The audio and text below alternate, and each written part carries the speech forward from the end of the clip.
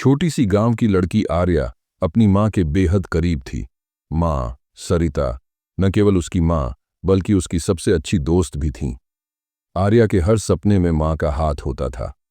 सरिता ने हमेशा उसे सिखाया था कि मेहनत और ईमानदारी से हर मुश्किल को पार किया जा सकता है।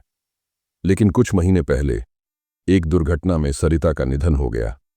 आर्या की दुनिया जैसे ठहर गई थी। वह हर समय खोई खोई सी रहती।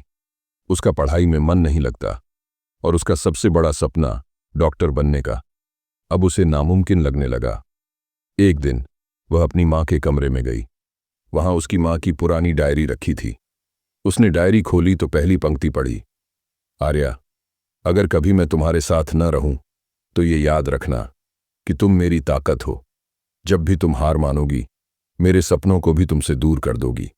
आर्या ने डायरी को कसकर पकड़ा और फूट फूट कर रो पड़ी। उसे एहसास हुआ कि उसकी माँ उसे छोड़कर नहीं गई। वे हमेशा उसकी यादों और सपनों में मौजूद थीं। उसने उसी दिन फैसला किया कि वह हार नहीं मानेगी। उसने पढ़ाई पर ध्यान देना शुरू किया। जब भी उसे मुश्किल लगती वह अपनी माँ की डायरी खोलती और माँ के लिखे शब्द उसे नई ताकत देते। कई महीनों की मेहनत के बाद आर्या ने मेडिकल कॉलेज की प्रवेश परीक्षा पास कर ली। वह जानती थी कि यह उसकी माँ की शिक्षा और आशीर्वाद का ही परिणाम था।